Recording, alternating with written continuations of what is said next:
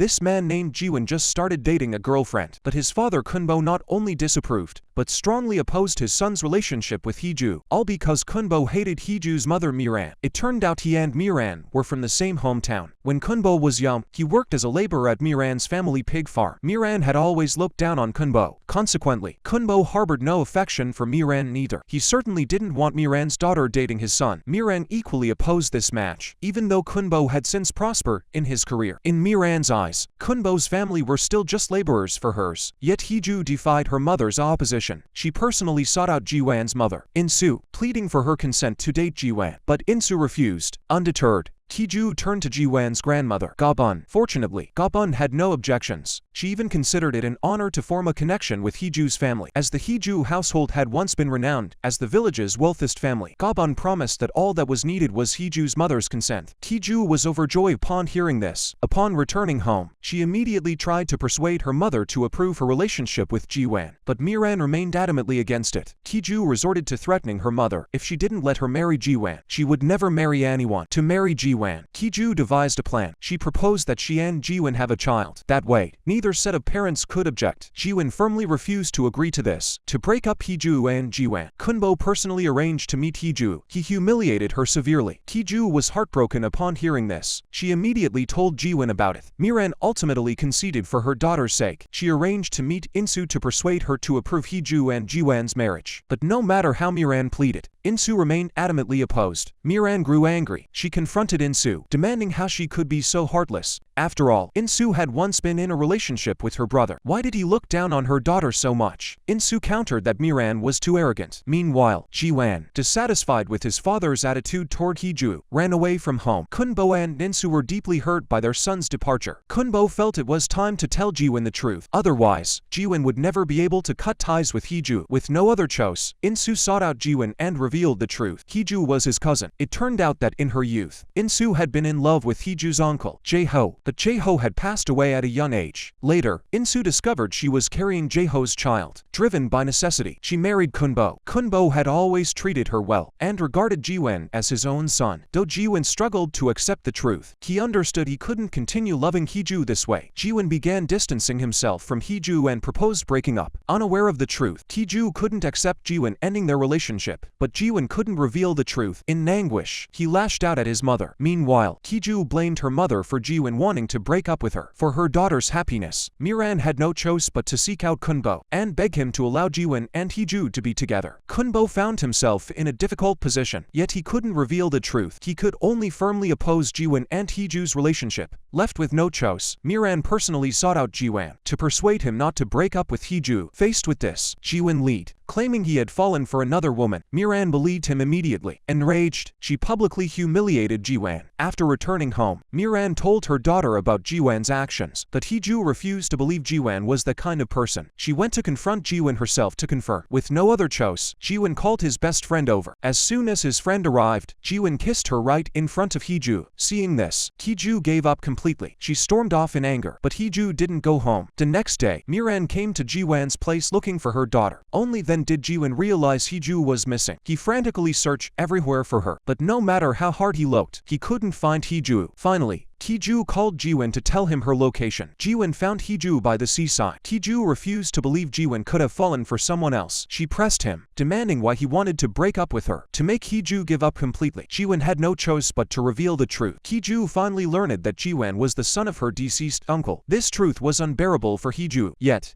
to protect Jiwan, she couldn't expose the secret. To escape the torment of this love, Hiju ultimately decided to study abroad. Her daughter's departure left Miran heartbroken. She blamed the Kunbo family for everything. She harshly berated Kunbo. Meanwhile, the man before her was named Hjun. 30 years ago, he had been abandoned by his birth mother, Ujae. After Hjun became a prosecutor, his mother sought him out again, offering reconciliation. Her reason: Hjun's half-brother, Jingu, had been falsely accused and imprisoned. Ujae begged Hjun to help free his his brother, recalling his mother's heartless abandonment years ago. Hjun refused her plea. He then shoved some cash into her hands, telling her never to bother him again. Despite this, Hjun eventually secured his brother's release from prison. To express her gratitude, Yoo-jae specially prepared a delicious meal for Hjun. Looking at the food his mother had made with her own hands, Hjun was transported back to the scene of his childhood abandonment. Back then, Hjun was only 6 years old. He was the illegitimate son of Yoo-jae and her lover, King Si. Later, King Si died. Unable to support Hjun, Yoo-jae abandoned him at King Si's doorstep. King Si's wife, Ga-bun, refused to take in the child born of her husband and his mistress. She drove Hjun away and humiliated him severely. But Ga-bun's son, Kun-bo, felt pity for this younger brother. He took Hjun home and raised him. For the past 30 years, Hjun had lived in Ga-bun's household and became an outstanding prosecutor. After abandoning Hjun, Yoo-jae married another man and bore a son, Jingu. Seeing Haechun's refusal to acknowledge her as his mother, Yoo-jae personally sought out Haechun's home. Upon seeing Ga-bun, Yoo-jae greeted her warmly.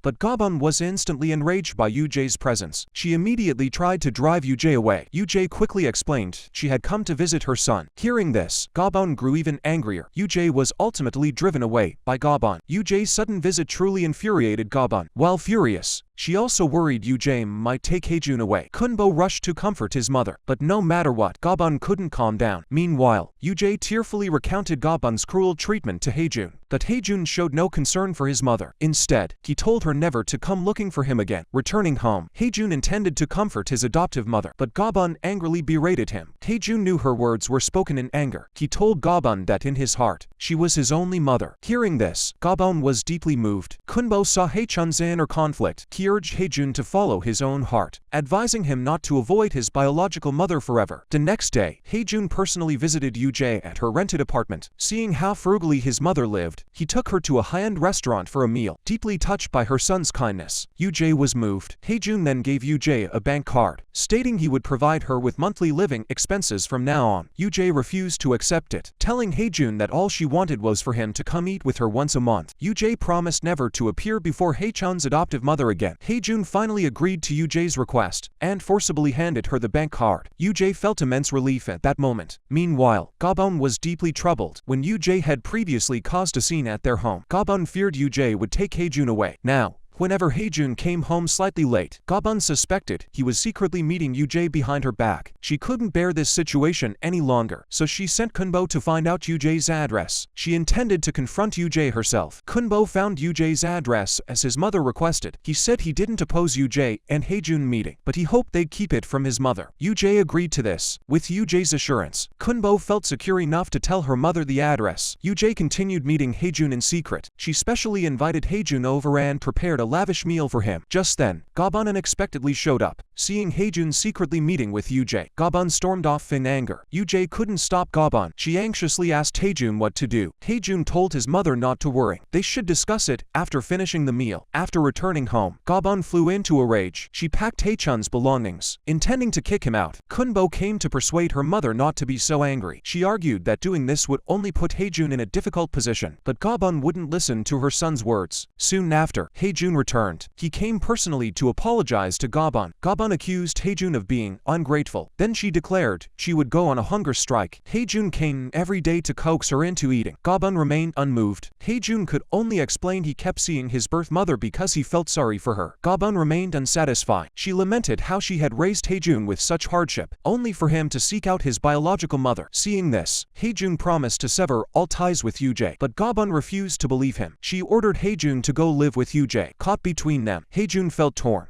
Kun-bo, feeling sorry for Hjun, told him to pack his things and move out to live with his birth mother. But his actions angered Ga-bun. Ga-bun didn't truly want Hjun gone. Kun-bo urged his mother not to put Hjun in such a difficult position. Hjun then came to reason with Ga-bun himself. He confessed that initially, he too resented his biological mother. But witnessing Yoo-jae's miserable life, his heart softened. Hjun constantly felt compelled to help his birth mother. His words kept Ga-bun tossing and turning all night. Ga-bun realized she couldn't sever the bond between Hjun and his birth mother. The next day, Ga-bun sought out Yoo-jae herself. She accused Yoo-jae of seducing her husband years ago, and now trying to steal her son. Yoo-jae insisted she never seduced Ga-bun's husband, but that King Si had approached her first. Ga-bun, of course, didn't believe her. Yoo-jae retorted that Ga-bun's husband had cheated because she lacked femininity. Ga-bun couldn't be bothered to argue about the past anymore. She she stated she would no longer prevent Yoo-jae from contacting Hjun, but she had one condition: Yoo-jae must not tell anyone she was Haechun's biological mother. It turned out Hjun had once had a girlfriend, but when her family learned Hjun was a bastard child, they vehemently opposed the marriage. Since then, Hjun had never dated again. After a few final words of caution, Gabon left. Yoo-jae hadn't realized how much distress she'd caused Hjun in the past. After Gabon departed, Hjun came back. He told Yoo-jae this would be his last visit. He felt he couldn't do anything to hurt his adoptive mother. Hearing Haechun's farewell, Yoo-jae surprisingly didn't get angry. This time, she supported Haechun's decision. Yoo-jae realized Gabon had truly raised Hjun well, whereas she, his biological mother, only brought him trouble. After Hjun left, Yoo-jae discovered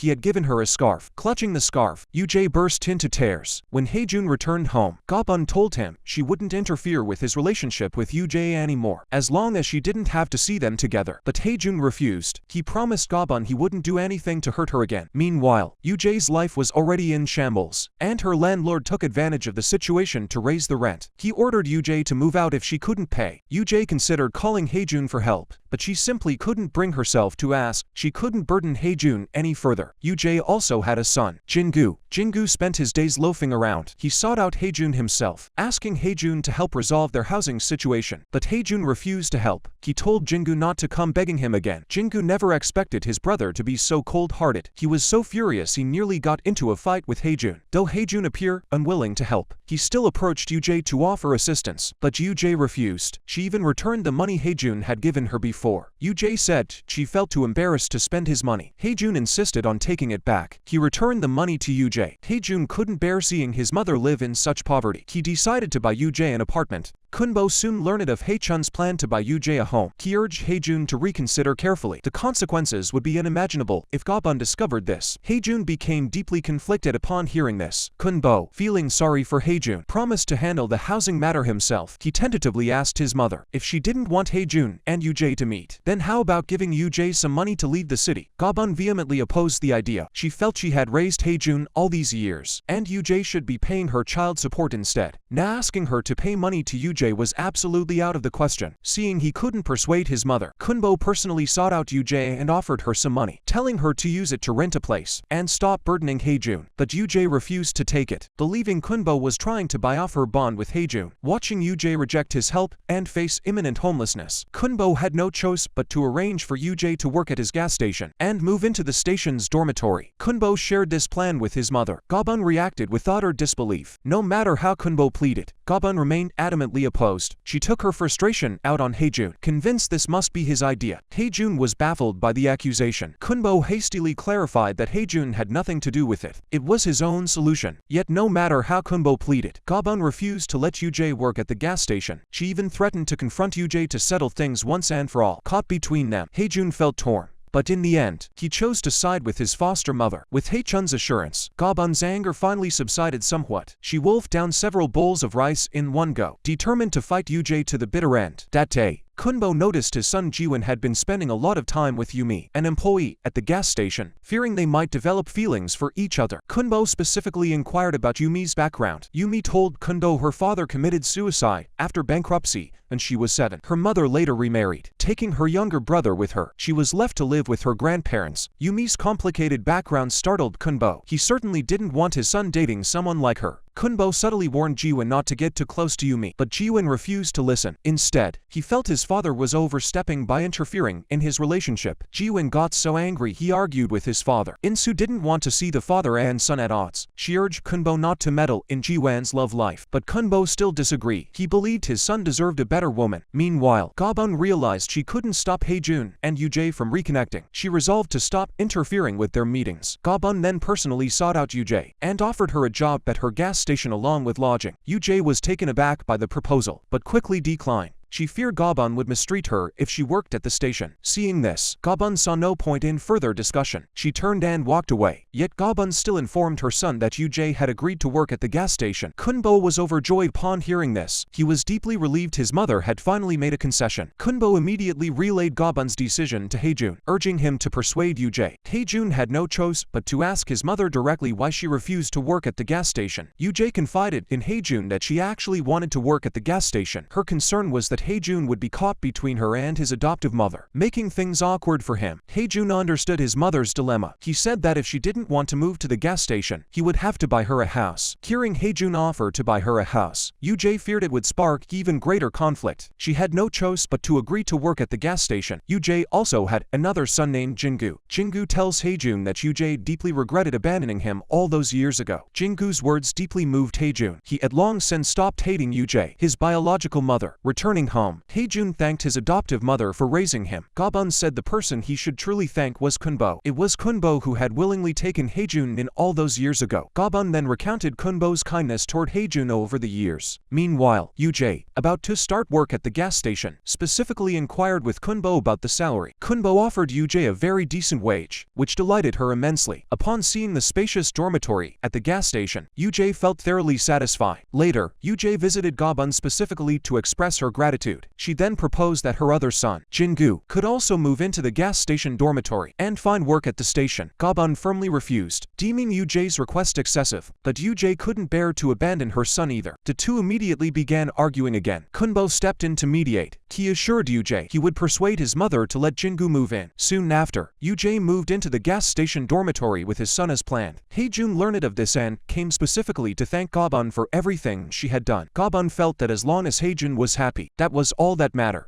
Meanwhile, Jingu secured a job at the gas station. However, he approached his work with careless indifference. He even dispensed the wrong fuel to a customer, resulting in damage to the customer's car. The customer demanded Jingu compensate with a new car. Jingu, however, insisted repairs would suffice and refused to comply. He immediately started arguing with the customer. Kunbo, the gas station owner, had to step in to mediate. He agreed to compensate the customer with a new car and demanded Jingu apologize. But Jingu refused to apologize. He even threatened to fight the customer. Everyone had to pull Jingu aside. After handling the situation, Kunbo advised Jingu not to act impulsively, but Jingu wouldn't listen at all. He even argued back at Kunbo. Hjun couldn't stand it and tried to intervene. She ended up getting scolded by Jingu too. Because of this incident, Jingu even ran away from home. Upon learning of this, Yoo-jae felt deeply humiliated. She personally apologized to Gabon. It took Hjun several days to locate Jingu. He urged Jingu to return home. Not only did Jingu refuse, he mocked Hjun and Kunbo's family, declaring none of them were decent people. Hjun could tolerate Jingu's insults directed at himself, but couldn't stand Jingu insulting his foster mother's family. Enraged, he beat Jingu soundly and declared he'd never interfere in his life again. After the beating, Jingu surprisingly returned to work at the gas station. Meanwhile, Kunbo's fellow villager came to visit him. From the villager, Kunbo learned the village pig farm was up for sale. Kunbo had worked at the pig farm in his youth. He felt deeply attached to this place, so Kunbo offered his fellow villager money to buy the farm. The farm's owner was Miran. The moment Miran heard Kunbo was buying her pig farm, she flung the money at him, demanding he keep his hands off it. It turned out Kunbo had once worked at Miran's pig farm. Miran looked down on Kunbo, especially since he had opposed Jiwan's relationship with her daughter, which only deepened Miran's resentment. She refused to sell the farm to Kunbo under any circumstances. Unaware of this, Gabon had prepared a large batch of dumplings, intending to give some to Miran, her fellow villager, but seeing Kunbo's family enraged Miran, she violently smashed the dumplings on the ground. Gabon was so upset she couldn't eat or sleep. Unable to bear seeing his mother humiliated like this, Kunbo personally went to Miran's house and harshly scolded her. Then he stormed out in anger. Miran's husband Sehun also believed his wife was in the wrong. He ordered her to apologize to the Kunbo family, but Miran stubbornly insisted she had done nothing wrong. Though the two families were at each other's throats, what they didn't know was that Miran's youngest daughter Hojin was dating Hjun. That day, both Gabon and Yoo-jae prepared delicious meals for Hjun. They both hoped Hjun would taste their food, not wanting to offend either. Hjun sampled both dishes.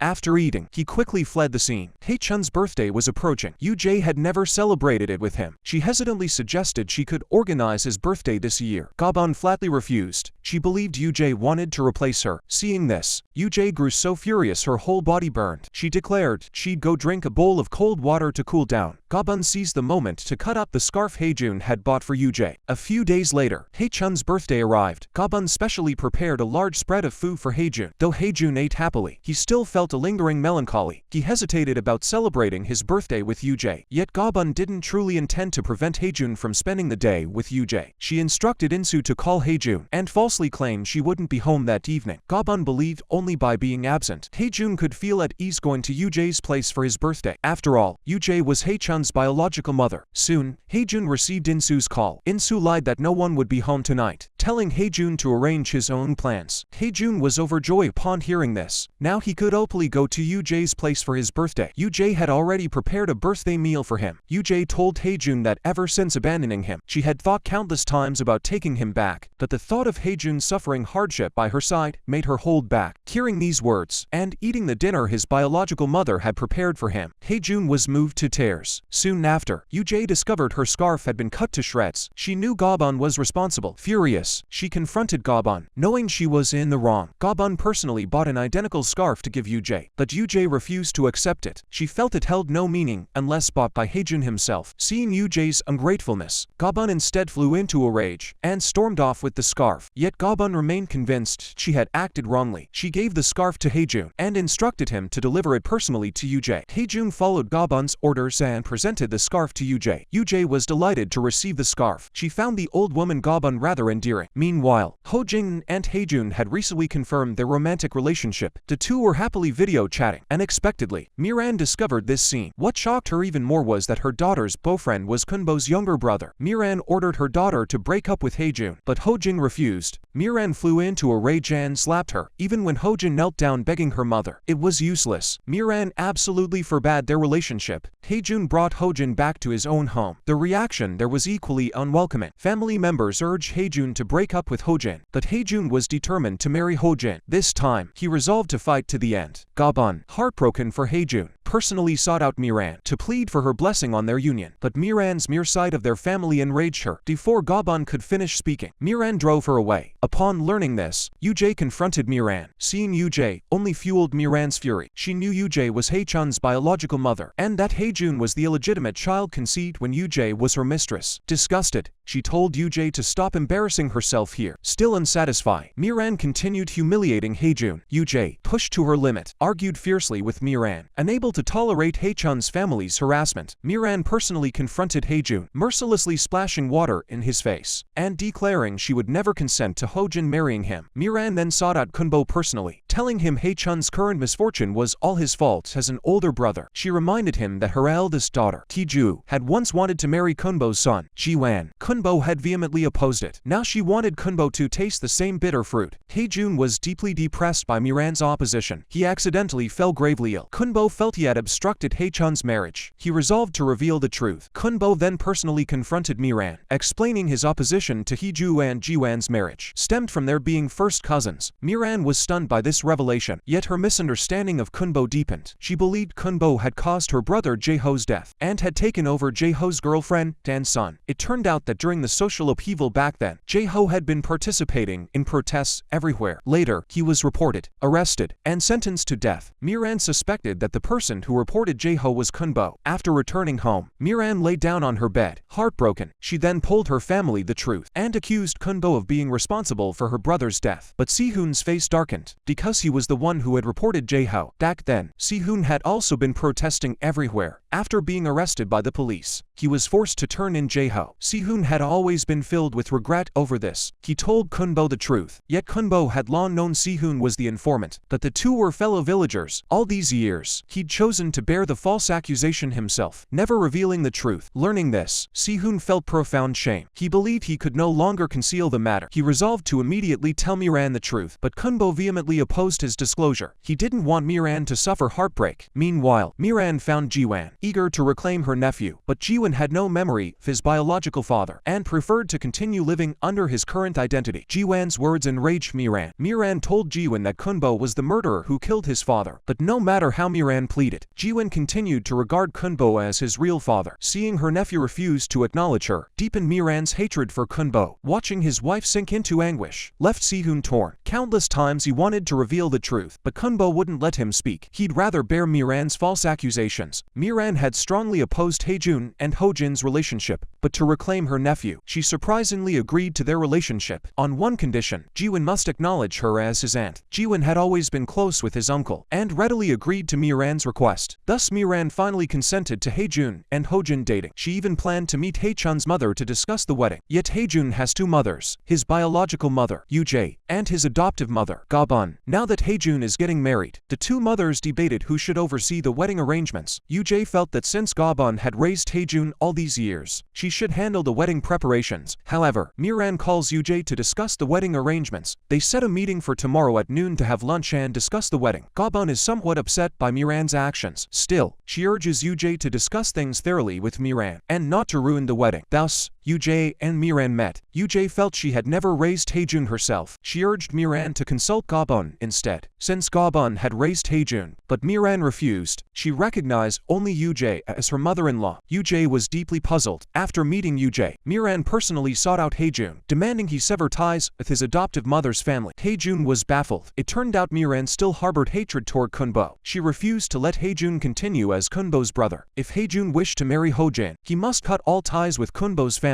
Miran's demand was truly excessive. Hjun naturally refused. Later, Yujae summoned Hjun and Hojin. She explicitly stated she would not oversee the wedding arrangements. Yujae instructed Hojin to persuade her mother not to embarrass everyone. Upon learning of her mother's unreasonable demand, Hojin argued fiercely with her mother upon returning home. Yet no matter how Hojin pleaded, Miran insisted Hjun sever ties with Gabon's family. Kunbo knew Miran wouldn't easily grant Hjun's wish. He asked Hjun if Miran had made any demands. Hjun had no choice but to reveal Miran's request. Kunbo pondered all night. The next day, he proactively urged Hjun to accept Miran's demands. Hjun naturally refused. How could he abandon his adoptive mother's family for his own marital happiness? But Kunbo remained adamant. He didn't want his involvement to hinder Hjun's marriage. Under his persuasion, Hjun relented. Kunbo then sought out his mother. Since Miran now only recognized Yujae as her in-law, he suggested his mother let Yujae oversee Hjun's wedding arrangements. Gabon firmly refused upon hearing this. She felt Miran had gone too far, and insisted on confronting her for an explanation. Gabon confronted Miran, demanding to know why she wasn't allowed to participate in Hjun's wedding. Miran didn't want to elaborate. She told Gabon to take any questions back to her own son. She simply didn't want to see any of them right now. Miran's words drove Gabon home in a rage. She was too furious to sleep. She demanded to know from Kunbo what had happened. Why did Miran hate them so much? Kunbo couldn't bring himself to tell his mother the truth. He persuaded her that as long as Hjun could marry smoothly, it wouldn't matter if they severed ties with him. Her son's words broke Gabon's heart, and she wept bitterly. Her mother's tears pierced Kunbo's heart. He had no choice but to find Miran himself. Kneeling before her to beg, he swore he would never appear before Miran again, pleading only that she not force Hjun to sever ties with his adoptive mother. But Miran was convinced Kunbo had killed her brother. She screamed at him that no amount of begging would bring her brother back. Sihun could no longer bear to watch. He confessed he was the one who killed Sihun. Hearing this, Kunbo urgently told Sihun not to lie for him. Miran refused to believe her husband was the murderer. She told Sihun not to lie to plead for Kunbo. Hojin truly couldn't stand watching this farce continue. She told her mother she wouldn't go through with the marriage. Sihun confronts his wife. Is this what you wanted? Meanwhile, Hjun also tells his adoptive mother he won't go through with the marriage. He couldn't prioritize his own happiness over his adoptive mother's feelings. Hjun's words deeply comfort Gabon. Yet Gabon lies awake all night. She feels she can't let her selfishness ruin Hjun's marriage. The next day, Gabon told Hjun to proceed with the wedding without worry. Even if she couldn't attend his ceremony, it didn't matter, as long as Hjun found happiness. Meanwhile, Miran also pondered deeply. She realized she had, indeed, been a bit unreasonable. The next day, Miran informed her husband she approved of Hjun and Hojin's marriage. She also stopped opposing Gabon's attendance at the wedding. Soon after, both families gathered to discuss the wedding arrangements. Miran insisted Hjun must move into her home after marriage. Both mothers strongly disagree. Seeing this, Miran deliberately suggested Hjun should live with Yujae after marriage, to drive a wedge between Yujae and Gabon. This left Yujae deeply embarrassed. Returning home, Gabon was furious. She mocked Yujae, saying he'd finally gotten his wish. Yujae protested tearfully that he wasn't that kind of person. Miran continued to deliberately drive a wedge between Gabon and Yujae. She barely acknowledged Gabon, refusing to exchange even a single word. Yet she showered Yujae with attention, not only privately inviting her to discuss wedding plans over meals, but also specially preparing a dress for Yujae to wear at the wedding. Seeing the expensive dress, Yujae hesitated to accept it. She summoned Miran's daughter, Hojin, and instructed her to return the dress. Yujae felt unworthy of accepting such a gift. She then told Hojin to give the dress to Gabon instead. After all, Gabon was the one truly deserving of it. Hojin delivered the dress to Gabon as Yujae had instructed. She lied, saying her mother had sent it. To express her gratitude, Gabon specifically called Miran. Upon hearing this, Miran immediately revealed the truth. Gabon learned the dress was meant for Yujae. She vented her fury on Yujae. Yujae Hyun hastily explained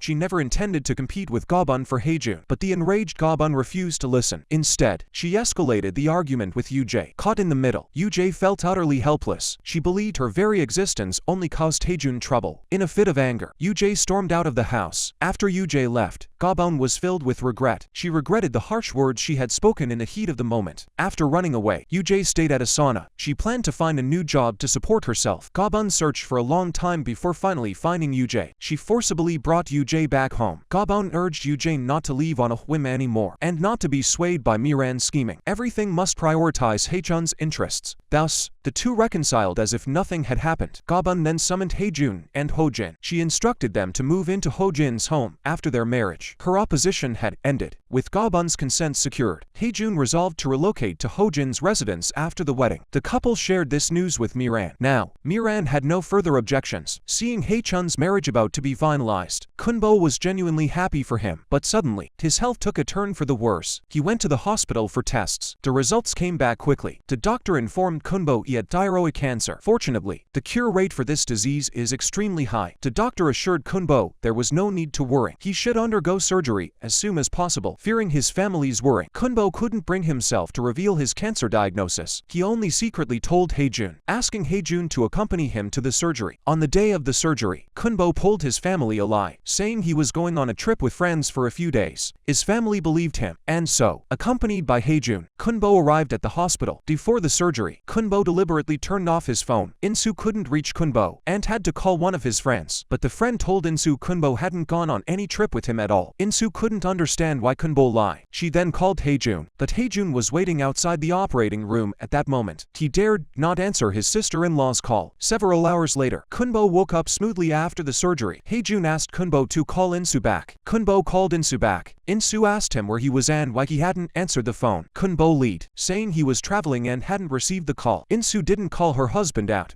but her doubts deepened. After surgery, Kunbo stayed in the hospital for a few days preparing to be discharged. But then the doctor told Hyun Kunbo's cancer had metastasized to his bone marrow. It was untreatable. He had at most 7 months to live. Hearing this, Hyun burst into tears on the spot. Kunbo happened to witness Hyun's breakdown. Kunbo asked Hyun what was wrong. Hyun initially tried to lie, but Kunbo insisted Hyun tell the truth. Otherwise he would go ask the doctor himself. With no choice, Hyun had to reveal the truth. Kunbo couldn't believe what he heard. After calming down, he personally sought out the doctor for confirmation. The verdict remained unchanged. Before heading home, Kunbo and Hyun embraced and wept bitterly together. Yet after the tears, they resolved to face life with positivity. Kunbo urged Hyun not to tell their family about his illness. Returning home, Kunbo pretended he'd just returned from a trip. He presented gifts he bought to his family. Insu immediately called out Kunbo's lie. She demanded to know where he'd been all these days. Kunbo insisted he had genuinely gone on a trip. Insu, of course, couldn't believe him, but Kunbo ignored her and went to sleep alone. Insu soon discovered the medicine Kunbo had brought back from the hospital. She asked Kunbo what the medicine was for. Kunbo could no longer hide the truth. He had to tell Insu about his surgery at the hospital. Hearing this, Insu grew deeply concerned and asked what illness Kunbo had. Kunbo lied, saying it was just a minor procedure. Hyun had been helping his brother research treatment options, but no matter how many doctors they consulted, the answers were always the same. Hyun cried helplessly. Unexpectedly, Insu arrived at that moment. She had originally come to inquire about Kunbo's condition. Seeing Hyun's sorrowful state, Insu's suspicions deepened. She asked Hyun what illness Kunbo truly had. Seeing he couldn't hide it any longer, Hyun had to reveal the truth. Upon learning this, Insu was instantly overcome with grief. The two embraced and wept bitterly. Afterward, Insu urged Kunbo not to give up. She vowed to accompany him through treatment and overcome this ordeal. Meanwhile, Hyun and Hyun successfully tied the knot. Elsewhere, since discovering Jiwon was her nephew, Miran was determined to have him acknowledge his family roots. She even went so far as to file a lawsuit, forcing Jiwon to change his name and surname. Soon, Insu received a court summons. Ga-bun was baffled. Was Jiwon not truly her grandson? Miran's actions caused Insu immense distress. She confronted Miran directly, demanding why she was being so heartless. But Miran was solely focused on reclaiming her nephew. She mocked Kunbo, pitying her for raising someone else's child. Enraged, Insu slapped Miran across the face. She then tore the summons to shreds.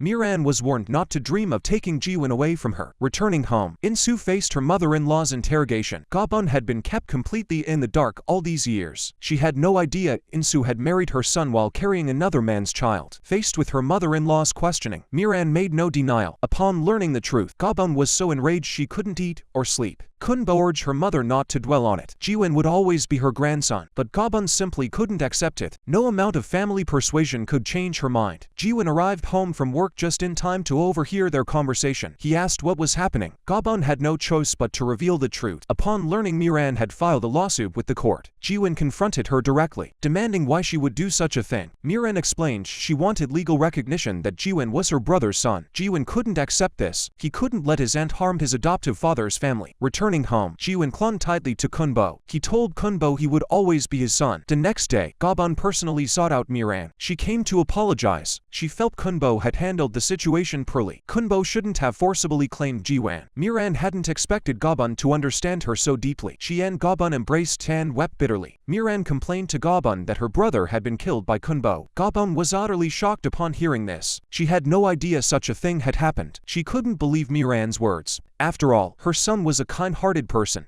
How could he possibly do such a thing? Miran couldn't produce evidence and didn't bother arguing with Gabon. She only pleaded with Gabon to persuade Jiwon to acknowledge his true lineage. After returning home, Gabon confronted her son. Did you kill Miran's brother? To protect Sehun, Kunbo took the blame upon himself. And knowing Gabon was furious upon hearing this, Insu felt deeply sorry for Kunbo. She urged Kunbo to reveal the truth, but Kunbo stubbornly refused to speak. Left with no choice, Insu revealed the truth herself. Upon learning the truth, Gabon raged, lamenting her son's endless suffering. She couldn't accept this cruel reality. She wanted to drive Jiwon out of the house, but Kunbo firmly refused. Jiwon was caught in the middle, torn between them. He sought out his aunt Miran. Miran had always pressured him to cut ties with his adoptive father's family. Jiwon plunged into turmoil, utterly lost. Seeing the situation spiral completely out of control, Sehun had no choice but to reveal the truth about Miran's brother's death. Miran was stunned upon learning the truth. She never imagined her own husband had indirectly caused her brother's death. Miran couldn't bear the blow. She lay in bed, refusing to speak to anyone. Insu came to visit Miran, but Miran grew even angrier. She believed Insu had come to mock her. After berating Insu, Miran personally sought out Kunbo. She declared that even if he wasn't the one who killed her brother, she would still sue to take Jiwon back. Meanwhile, Gabon, furious that her grandson wasn't biologically hers, stormed out of the house and moved in with a friend. Kunbo and Insu came to bring Gabon home, but Gabon stubbornly refused to return. Jiwon had no choice but to come personally to bring his grandmother home. Gabon wouldn't acknowledge Jiwon. Jiwon kept bringing up stories from his childhood with Gabon. These memories stung Gabon. Truthfully, she didn't truly care whether Jiwon was her biological grandson. Her anger stemmed solely from the shock of learning the truth. Eventually, Gabon obediently followed Jiwon home. What no one knew was that Kunbo was now in the late stages of cancer, with only months to live. After careful consideration, Kunbo decided to send Jiwon back to his aunt's home to be recognized as family. He told Jiwon that no matter what, Jiwon would always be his son. Upon hearing Miran was sulking alone, Gabon visited her home. She personally cooked delicious food for Miran and urged her to stop grieving. Since Kunbo had already decided to let Jiwon return to his family, Miran never imagined Kunbo's family could be so magnanimous. She felt a pang of shame instead. After Gabon left, Miran reflected deeply. She realized she had been too harsh. Ultimately, Miran decided against pursuing legal action or forcing Jiwon to acknowledge his birth family. Simultaneously, Miran filed for divorce from her husband. She could no longer live with the man who had indirectly caused her brother's death. Sehun, knowing he was in the wrong, dared not expect Miran's forgiveness. He was willing to temporarily move out of the house, but regarding the divorce, he pleaded with Miran to reconsider. Meanwhile, Kunbo's cancer had reached its final stage. He had only a few months left to live. In the time he had remaining, Kunbo hoped to see his son married and starting a family, but Jiwon didn't know his father had cancer. He had no immediate plans to marry. Jiwon's girlfriend,